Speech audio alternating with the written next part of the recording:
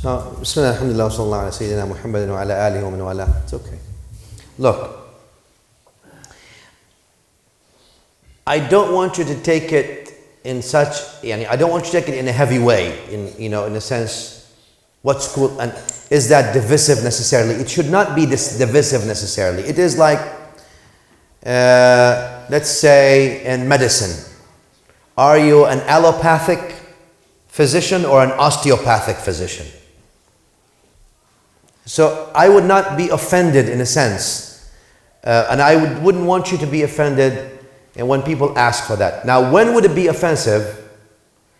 In the case that they're trying to belittle what you belong to, or saying intrinsically because I belong to the other school, or the other club, or the other tariqah, or the other thing, then I am better. These people who say these things, take them and throw them you know where. Out of your life. Because they're not important. It's insignificant then. That kind of talk is insignificant, right? But if it's asking you about what you practice and whether you think, the way you view the practice of the deen. What I'm saying is this, look. What am I holding now in my hand? A bottle of water.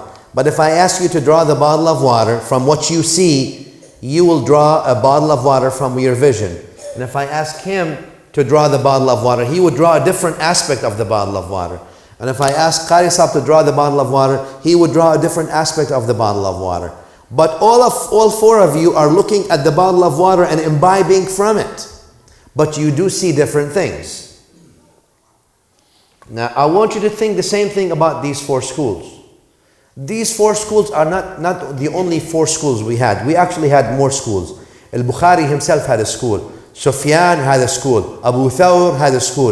Al-Awza'i had a school. Al-Tabari had a school. And many more. We had different schools. But what remained documented from 1,000 years, so 1,400 years ago until now, those four schools remain documented in a sense, in a good way up until now. And they're simply the view of everyone of the Quran and the Sunnah, if I may metaphorically put that.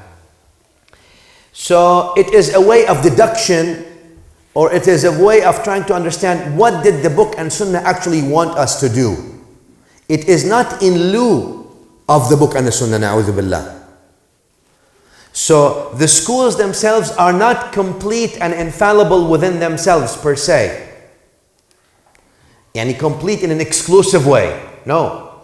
This is the only haqq and everything else is batil. A'udhu billah. All right? It's an attempt to understand what the book and the Sunnah said. And since Ahl Sunnah wal Jama'ah agree that those four schools are righteous in their approach in general, they don't say they're infallible or perfect, but they say that's the best thing we have closest to the Sunnah. So it is okay if somebody asks me, look, what fiqh do you view this issue? And I say Shafi'i, for example.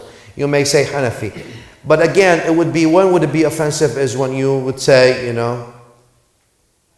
look, you're Shafi'i, that's terrible. Or you're Hanafi, oh man, you're not going to Jannah.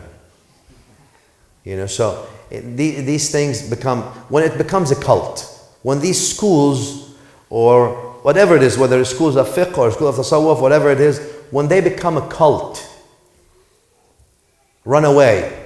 And run away as far as you can. Because that has nothing to do with the deen. The deen is not culture. The deen is inclusive, not exclusive. The deen is rahma lil alameen, not rahma lil mu'mineen only, or rahma lil muslimin only, or rahma only to my jama'ah and my group. That's not the deen. The deen is rahma lil alameen. So inshallah with that.